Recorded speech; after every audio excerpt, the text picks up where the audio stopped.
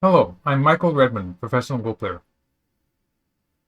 This video is going to be about an even game. My opponent is supporting my channel at Patreon. At Patreon, people can donate to my channel to help me put out videos like this. Anyone who's interested, there's going to be a link in the description. And thank you to all my patrons. Okay, in this game, the focus will be on Big Shimaris and attachments against them. So ways to attack Big Shimaris, some modern Josekis.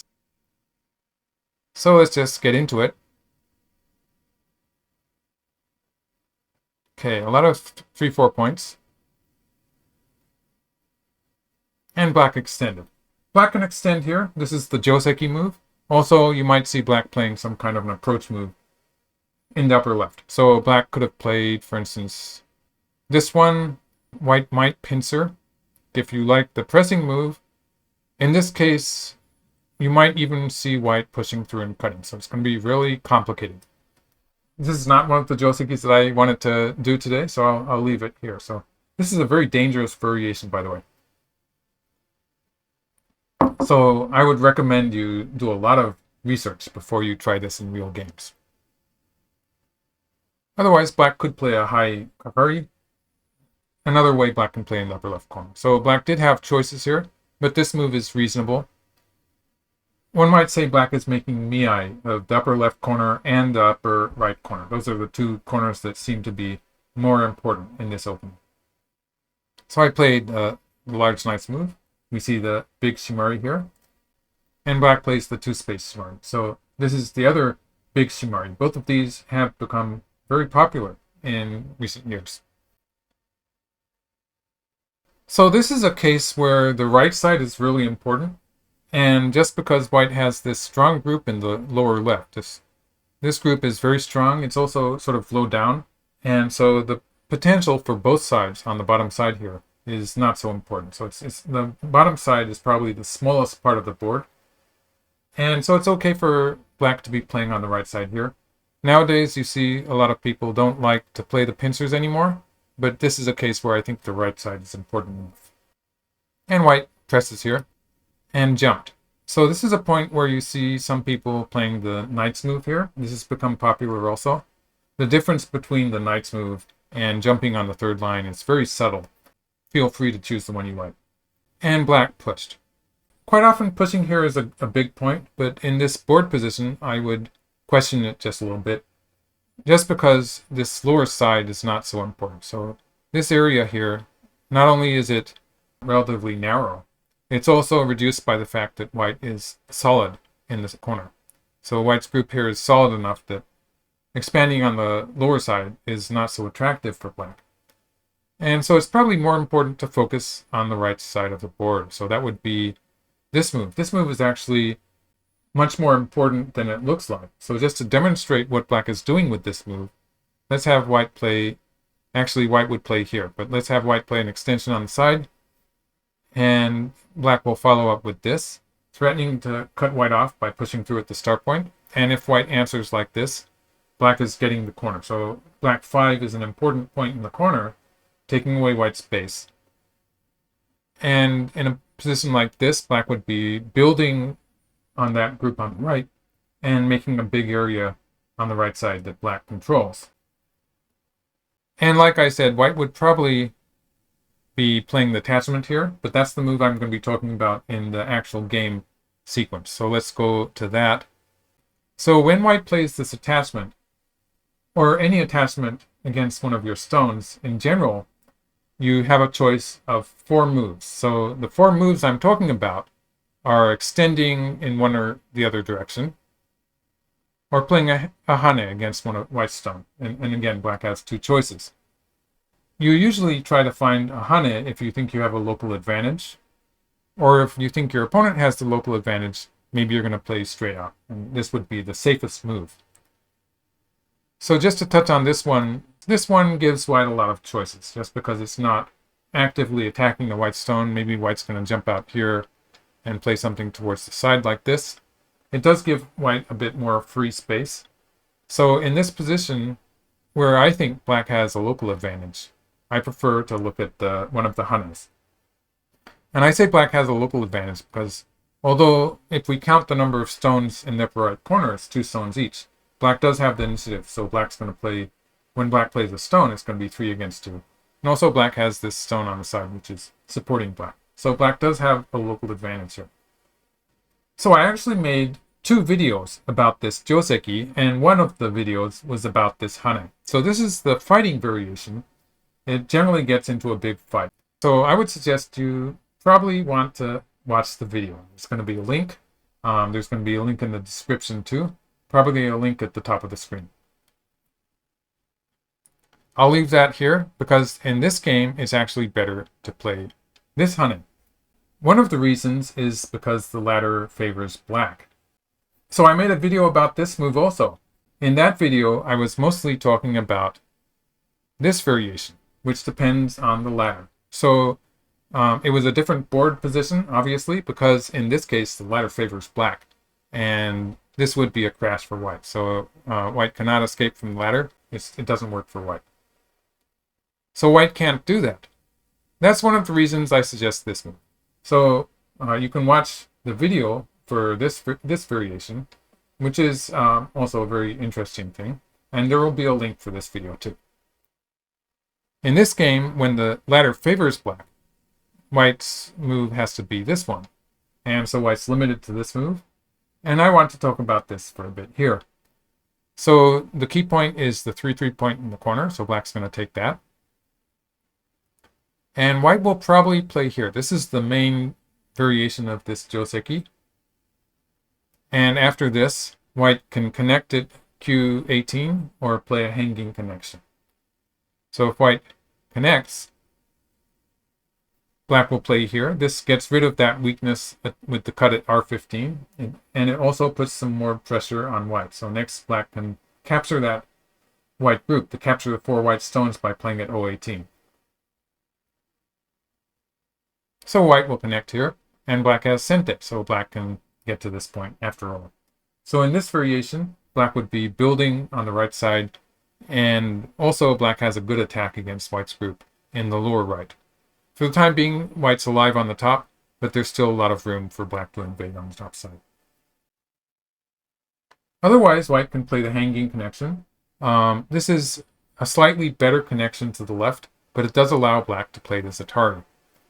So if white now connects here, this time black can extend and is threatening the top. White will probably answer here, and black will continue on the bottom side.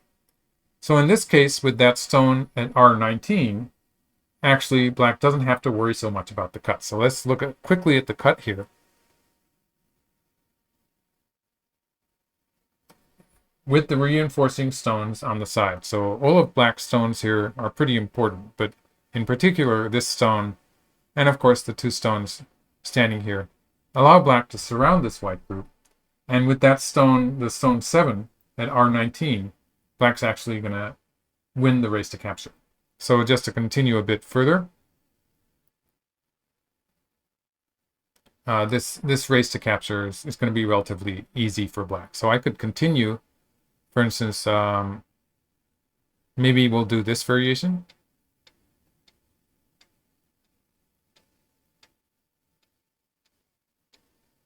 And we can see black has won the race to capture. So this is bad for white.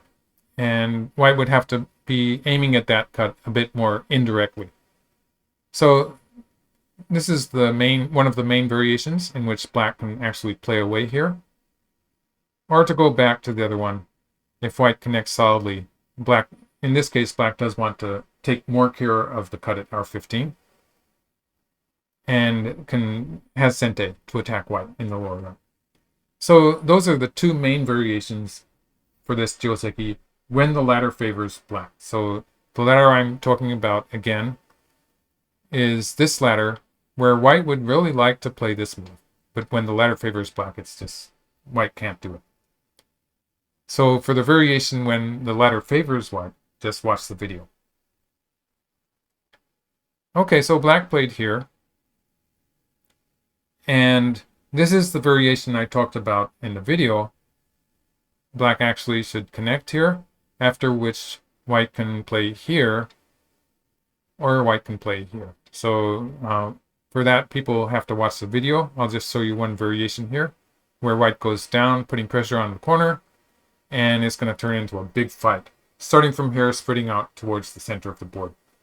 You do have to have some idea of the main line of this variation at least, so that you sort of have that diagram in your head, an image, and that will help you, even if your opponent doesn't play the correct moves. Just having an idea of how it's supposed to turn out. In the game, black took this one stone. This gave white a local profit here, capturing the stone in the corner, and slightly better for white. So here, I played a slightly unusual move. Going back to this, attaching at the start point, this is a pretty popular way to attack the large knight's move, corner enclosure, nowadays. Usually black is going to try, when white plays here, black is playing here, trying to get a base towards the right. So black's going to get some stones in the upper left corner, and is going to play an extension towards the right. So one way that would work is when white plays here and here, black usually plays here. So this is the usual Joseki. And if white takes like this, black can cover on the second line with Sente. So white's maybe going to play here and then take, after which black can play an extension. So the whole thing was to get that stone at 6. So the combination of 2 points on the side, 2 important points. Usually you don't get to play both of them. So the whole sequence there in the upper left was to get these 2 points on the side, giving black a local advantage in the fight on the top. In the game, I did play a slightly unusual move when I played here. So in the game, black cut, and actually black should connect here. So this would probably revert to something similar to the main line Joseki. For instance, if white plays here, black will jump, and we will have the same sequencing. White might play the solid connection, in which case black will cover. And so it's slightly different there, but a very similar position where black is moving towards the right. In this position, it was actually pretty important for me to be crawling once more at f18, and that would have made a big difference to the fight on the right. So in the game, I played here, and my opponent got... This was an important covering stone, in Sente, of course. And actually, the computer wants black to extend to the right here. So something like this. And those 4 stones, they're not so important anymore. So these 4 stones have already played... Black has already played the forcing move at f18. So black's already made use of those 4 stones, and will not necessarily try to save them in every case. So the important move is this extension on the top, which takes control of the top side and starts to attack white's stone at m17. So this was the important move that black wanted to aim at. The game move was, it was good shape locally, and I actually attacked here. So maybe I'm being a bit greedy. Again, this is a point where black should be just playing an extension on the top side. So black answered this. Just to show you a few more moves, I managed to get some forcing moves here and a position on the top. So this is where the game started to look like it was good for white. I had this nice position on the top, continued with what turned out to be an attack against black group in the upper right. So this is where it's starting to look bad for black. Just to recap 2 or 3 important points in this game. First of all, I'd say at this point, the right side is more important than the lower side. So instead of the game move here, I would have played this one. And secondly, when white plays here, and black plays here, this involves a ladder heading off to the lower left. So in this board position, the ladder favors black, and playing this Hane is what I recommend for black's best move. And thirdly, in the top left corner, when white plays here, black's idea should be to be getting a base towards the top side. So some sequence where black gets to play an extension on the top throughout the whole fight in the upper left here, extending towards the right part of the top side was always an important move. So having this idea in mind that black wants to extend on the top it was an important part of this Joseki in the upper left. So thank you for watching my video. More videos like this will be coming, so please sign up to my channel and enjoy. Thank you.